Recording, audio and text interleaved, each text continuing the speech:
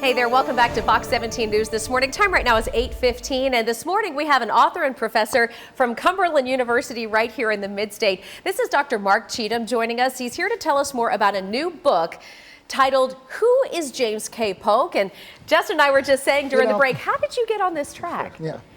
I write a lot about Andrew Jackson, and I had the opportunity to write about one of our lesser-known presidents from Tennessee, and thought it was a great idea.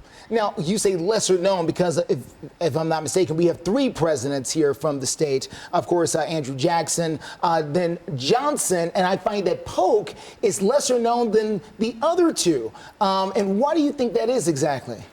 He's less controversial. So Jackson was such a big figure, very controversial during his life. Johnson comes after the Civil War and is very controversial. And Polk sort of gets lost in the mix between Jackson and Johnson.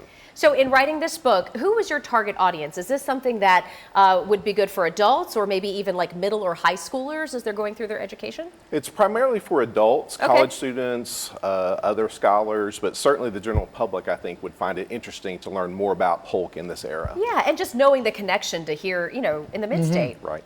Are you surprised more people don't know who James Polk is? The name of the book is very curious. Who is James K. Polk? Why would you call it that? And were you shocked to find out people like, who? Who's that?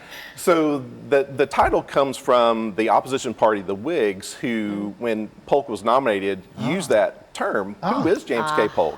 He was actually pretty well known among politicians. He was a surprise nominee for the Democrats. So the Whigs tried to use that to say, this is an unknown guy. Our guy, Henry Clay, is so much more well known. You know, you should elect him instead of Polk. But Polk is such a central figure to westward expansion and to really setting the stage for the Civil War that more people should know more about him. Well, and I guess it kind of backfired on their part. Yes, it did. Trying to use it against him. James K. Polk, people found out. Now you know. He belongs in the presidency here. That's so right. The book is out and available right now. And where is. can people grab it if they're interested? You can get it from any online retailer, from the University Press of Kansas as well. Okay. Dr. Cheathem, we appreciate you. Thanks for coming in. Thanks for having me.